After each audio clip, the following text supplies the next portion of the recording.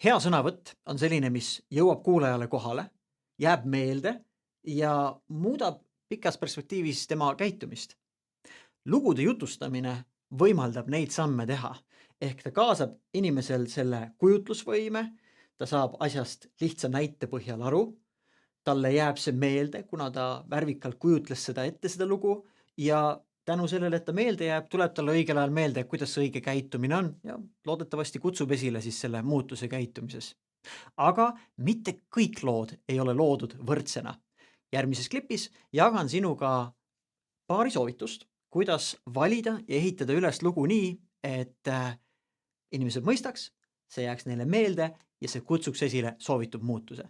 Number 1, hea lugu on emotsionaalne. Seal peaks midagi juhtuma, midagi ootamatut, üllatavat, mingi konflikt peaks olema, miski selline, mis korraks nagu tõmbab meie tähelepanu ja kaasab ka meie kujutlusvõime. Teiseks, ta peaks olema tähenduslik, ehk ta on kooskõlas selle meie üldsõnumiga. Kolmandaks, ta on personaalne. Kui see juhtus sinuga tõesti sündinud lugu, siis see tundub kohe kuidagi võimsam ja mõjusam lugu kui lihtsalt mingi üldine anekdoot, mida rääkida. Ja neljandana, ta võiks olla positiivne ehk mingile optimismile suunatud, mitte niivõrd, et on nässus ja ilmselt jääbki nässu, vaid et asjad saavad paremaks minna. See on see üldnarratiiv, mis innustab inimesi. Ja võtame ühe näite baasil läbi. Milline võiks üks hea lugu olla? Kui ma noorem olin, siis ma vaatasin Discovery Channelit ja ma nii vaimustusin sellest, mis ma seal nägin, kuidas nad nii põnevaks kõik asjad tegid. Ja minust tärkas unistus, et ma tahaks olla ühel päeval Discovery saatejuht. Aga probleem oli selles, et ma ei teadnud kedagi, kes Discovery's töötaks. Eestis ei olnud üldse mingit seost Discoveryga ja see kõik tundus nagu liiga kauge, et kuidas mul küll õnnestub sinna jõuda.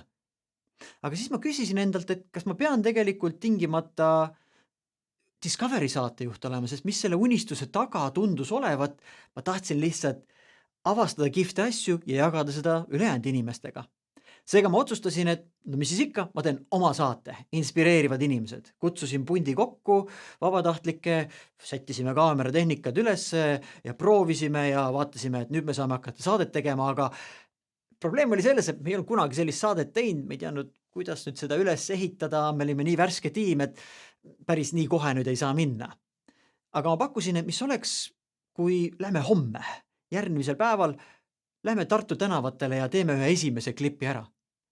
Läksime, salvestasime ühe sellise kihvti videoloo, kus inimesed jagasid vastuseid, inimesed tänavalt jagasid vastuseid küsimustele ja ma tundsin, kuidas meie tiimis juba see jõud tekkis, et ohoh, juba teemegi päriselt, avastasime, et asi toimib ning seejärel me läksime ja tegime siis need päris inspireerivate inimeste videoseeriad ära. Ja mis selle loo minu jaoks oluliseks teeb, on see, et pärast seda kogemust ma alati küsin endalt, mis on selle unistuse taga, kui mingi asi mind väga köidab ja tundub, et on kauge, aga mis see point selle taga on, mida ma tegelikult tahan? Ja järgmine küsimus, et kuidas ma saaks seda kohe praktiseerida? Ma kutsun seda tükike unistust tänases päevas.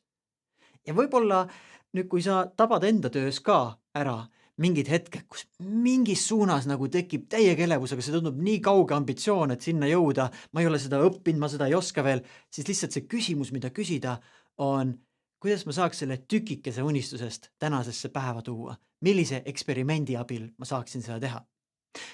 See oli nüüd näide ja kus ma käisin läbi need etapid ja mis sa märkasid oli, ma mingi hetk käisin korraks oli konflikt, oli lahendus, tundus, et nüüd juba saab, aga tuli järgmine probleem, jõudsin järgmise lahenduseni, et mõnes loos võib olla konflikti lahenduse vahel kõikumist niimoodi pikemalt, aga lõpuks peaks seal olema selge muutus, mida siis see peategelane sellest õppis tundis ja mis see võtmesõnum on.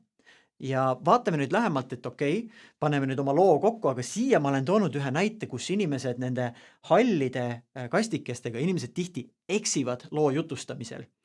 Ja need on need kohad, kus lugu läheb lappama, lugu läheb kaugele. Ehk alustatakse liiga pika sissejuhatusega, liiga pika taustalooga. No mingi ajalootund kõigile nagu, aga lugu ei lähe veel käima. Tegelikult, mida kiiremini lugu käima läheb, seda parem on. Antud loos ma siis ütlesin, kui ma olin noorem, vaatasin Discovery Channelit ja tekkis unistus. Et ma püüdsin selle võimalikult sellise lühikesena hoida, aga nüüd sellest unistusest mis tekib, peaks väga kiiresti jõudma konfliktini, mis tagasi hoiab. Mind hoidis tagasi see, et Discovery tundub väga kaugel, mul ei ole moodusi, kuidas sinna jõuda. Viga, mida tehakse, on hakatakse rääkima täiendavalt juurde mingeid kõrvalliine, et see veel on mõttes ja see on too mõttes, aga kui need ei toeta seda põhilugu, põhinarratiivi, siis kuulaja jaoks nad teevad võib-olla sõnumit aeglasemaks ja segasemaks. Nii et kõrvalliinid välja jätta ja on ka mingi hulk lisainfot, mida ei ole vaja teada. Ei ole oluline tegelikult, kui vana ma täpselt olin, kus ma elasin, mis ma tegin, miks, sest see ei ole oluline osa sellest loost. Need ma jätan välja. Ma jõuan kiiresti, võimalikult kiiresti konfliktini. Ja nüüd konfliktist avanevad mingid sellised potentsiaalsed suunad, viga, mida tehakse, hakatakse rääkima veel laiemat mõju, et siis tekkis veel see jama ja too jama ja nii, aga jällegi lähme korraks tagasi. Lool on tavaliselt mingi üks sõnum.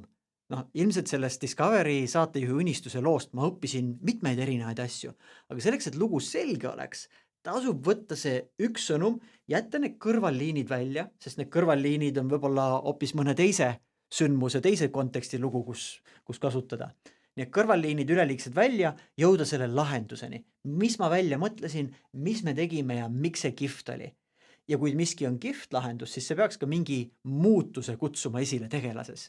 Mina kasutasin näidet, et pärast seda ma vaatangi, kuidas saaks tükikese unistusest tänasesse päeva tuua.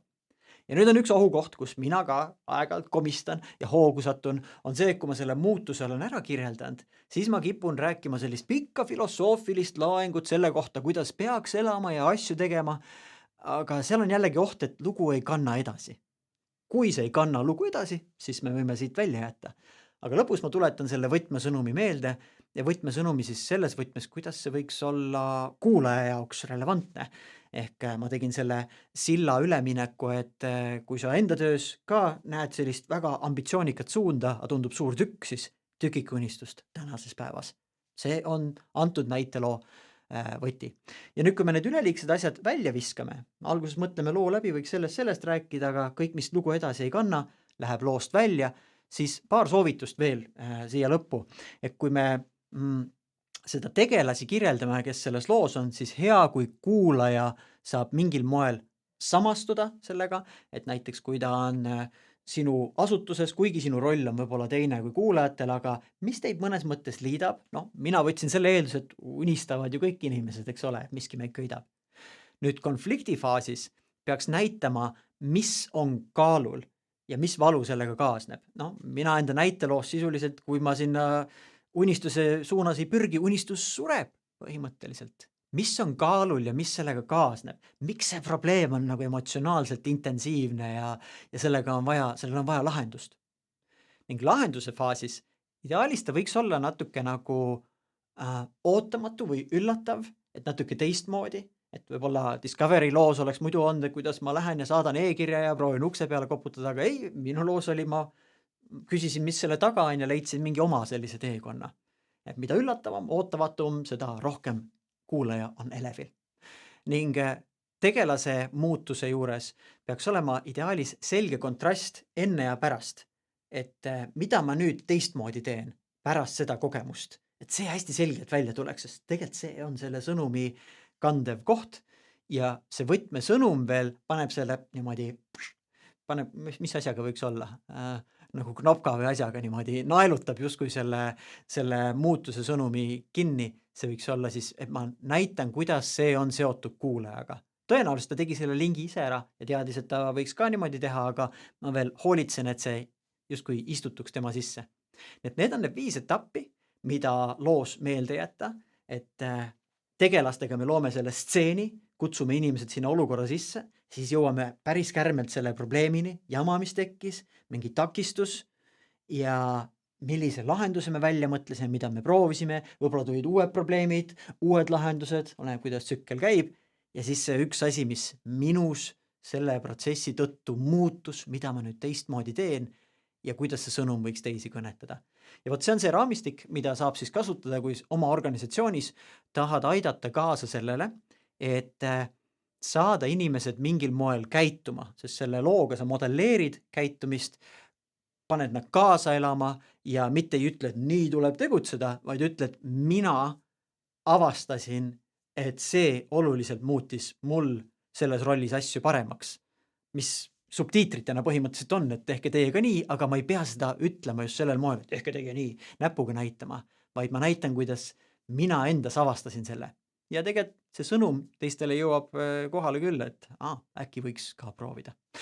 Nii et head lugude valikut, head lugude kontsentreerimist, et lugu edasi kannaks, et need tõmbaksid piisavalt hästi inimeste huvi, et nad jääksid neile meelde ja et nad soovitud muutuse ka esile kutsuks. Ootan põnevusega sinu lugu, mida kuulata. Näeme!